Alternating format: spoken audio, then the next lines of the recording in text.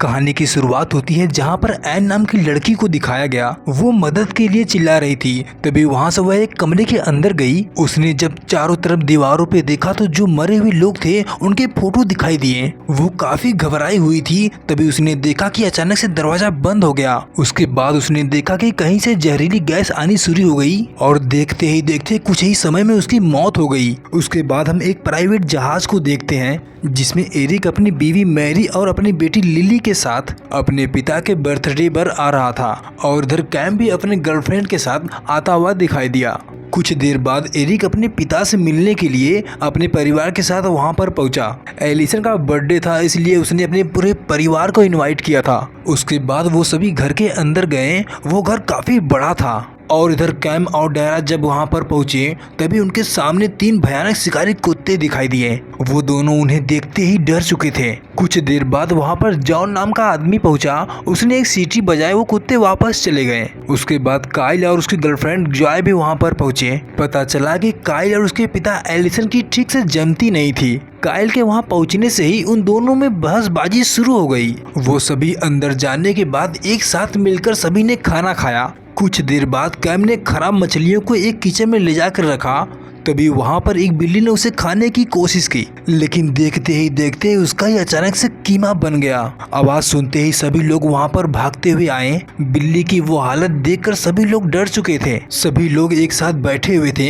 Kyle ने अपने पिता एलिसन को एक गिफ्ट दिया था। एलिसन ने जब उस गिफ्ट को खोला तो उसमें एक घड़ी दिखाई दी जो उसे पसंद नहीं आई। तभी वहां पर जॉन नाम का आदमी एक बड़ा सा तोहफा लेकर आया। उस तोहफे पर भेजने वाले का नाम भी नहीं लिखा हुआ था। जब कैम और लिली ने उस तोहफे को खोला तो उस पर लिखा हुआ था डेंजरस गेम। वह गेम एक एलिवेटर गेम की तरह था, यानी कि उस गेम का सीधा मतलब था कि हत्यारे का पता लगाओ और गेम जीतो। तभी काइल ने सभी से कहा कि वह काम के सिलसिले में वहां से जाना चाहता है लेकिन एलिसन नहीं चाहता था कि वो वहां से जाए। लेकिन जॉय ने काइल को जाने से मना किया। काइल ने जॉय की बात मानकर वहां पर रुक गया लेकिन जॉय वहां से जाना चाहती थी क्योंकि उसकी बहन की शादी थी। उसके बाद सभी लोग अपने अपने कमरे में गए। काइल और जॉय एक कमरे में सो रहे थे। कुछ देर बाद चारों तरफ अलार्म बजने लगा। सभी लोग वहां से बाहर निकल कर आए और सभी इधर उधर देखने लगे। जब सब एक साथ इकट्ठा हुए तो उन्होंने सामने देखा कि कुछ वहां पर लिखा हुआ था। उस पर लिखा हुआ था कि सभी लोग मेरे साथ गेम खेलने के लिए तैयार हो जाओ।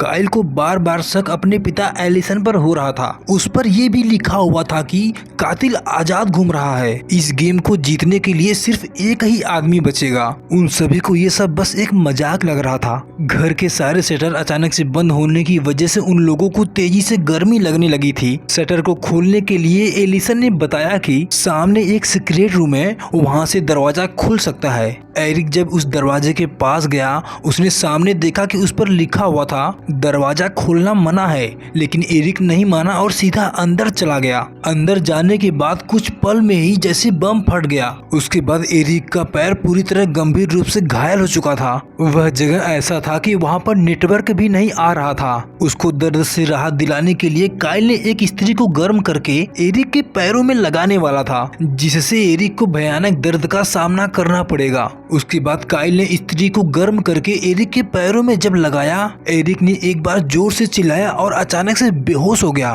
क्योंकि वह उस दर्द को बर्दाश्त नहीं कर पाया। उसके बाद काइल एलिसन पर गुस्सा दिखाने लगा था। उसे शक उसी पर हो रहा था क्योंकि काइल अपने पिता को अच्छी तरह से जानता था। काइल ने ध्यान दिया कि जॉन कई दिनों से दिखाई नहीं दे रहा था। काइल को धीरे धीरे सब कुछ समझ में आने लगा था। काइल ने उसे ढूंढने का फैसला किया। उसके बाद काइल और कैम उसे ढूंढने के लिए निकल पड़े। तभी उन्हें एक आवाज सुनाई दी कि कोई बाहर नहीं जा सकता, इस गेम को खेलना ही होगा। उन दोनों ने उसे ढूंढने की बहुत कोशिश की पर वो कहीं नहीं दिखाई दिया। इधर लिली और डायरा उस पहेली को सुलझाने में लगे हुए थे जिसमें कुछ मरे हुए लोगों के फोटो और पेपर दिखाई दे रहे थे। इधर काइल ने एक दरवाजे को देखा। उसे लगा कि रास्ता शायद मिल गया है, लेकिन जब दरवाजे को तोड़ा तो उससे सामने एक दीवार नजर आई। उसके बाद वो दोनों वहां से आगे की ओर बढ़ने लगे। कैम आगे की ओर बढ़ रहा था। तभी उसने पीछे देखा कि एक दरवाजा खुला हुआ दिखाई दिया जिसमें कुछ लाइट्स टिमटिमा रही थी। कैम उसे देखने के लिए अंदर की ओर चला गया। तभी अचानक से दरवाजा बंद हो गया। इधर काइल एक सीक्रेट मैसेज को देखने की कोशिश कर रहा था और तभी वहां पर जॉन आ गया और उसे मारने लगा। काइल उसे मारने की कोशिश कर रहा था, लेकिन वो उसके सामने कमजोर पड़ गया था। उसके बाद जॉन ने काइल को धक्का देकर फिर से वहाँ से गायब हो गया। उसके बाद काइल कैम को ढूंढने की कोशिश करने लगा था, लेकिन कैम उस दरवाजे के अंदर बंद हो चुका था। कुछ देर बाद काइल ढूंढते हुए वहाँ पर पहुँचा। उसके बाद वहाँ पर मैरी और डायरा भी आ गए। वो लोग उसे वहाँ से बाहर निकालने में लगे हुए थे।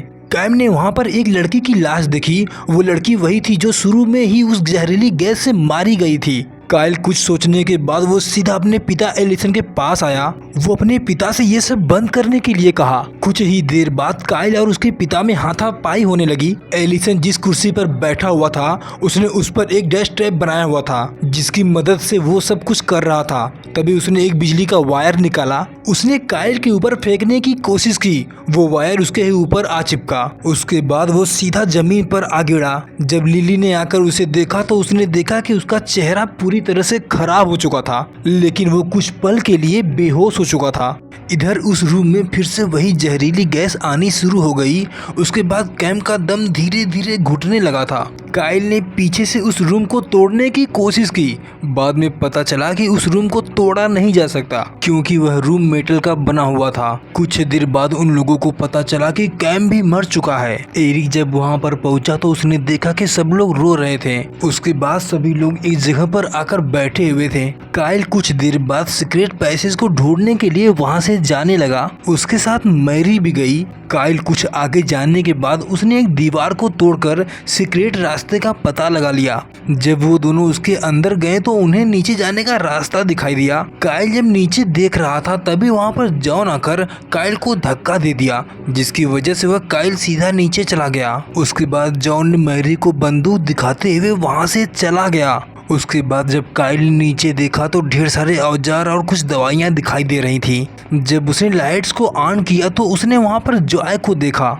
जब वह उसके पास गया तो उसने देखा कि जॉय को एक कपड़े से ढका गया था। काइल ने जब कपड़े को हटाया तो उसने देखा कि जॉय का पेट पूरा सिला हुआ था। काइल उसे देखते ही जोर जोर से रोने लगा। इसके बाद उसने जॉन को जोर जोर से गुस्से में बुलाने लगा, क्योंकि कुछ देर पहले जॉन स्पीकर में कुछ कह रहा था। कुछ देर बाद उसने कहा कि जॉय ने गेम खेलने से इनकार कर दिया था, इसलिए मुझे ऐसा करना पड़ा। अब तुमने भी गेम खेलने से मना किया है, अब तुम्हें भी मरना पड़ेगा। और देखते ही देखते वह रूम आग की टेम्परेचर से पूरी तरह हाई होने लगा। काइल उसे बंद करने के लिए जॉन को आवाज लगाने लगा। काइल की आवाज सुनते ही इधर ये सब उसे ढूंढने लगे। मैरी ने जब उस चटाई को हटाया तो उसने काइल को नीचे देख लिया। जब उन सब ने उस रूम को देखा तो वो लोग घबरा गए और काइल को बाहर निकलने के लिए कहने लगे, लेकिन काइल जॉय को बचाना चाहता था, क्योंकि वो दोनों एक दूसरे को बहुत प्यार करते थे। उसके बाद काइल उसे बचाने के लिए इधर उधर कुछ ढूंढने लगा। तभी जॉन ने स्पीकर से बताया कि अगर तुम बचना चाहते हो, उसने बताया कि जॉय के पेट में मैंने चाबी रख दी है, अगर तुम बचना चाहते हो तो बच सकते हो।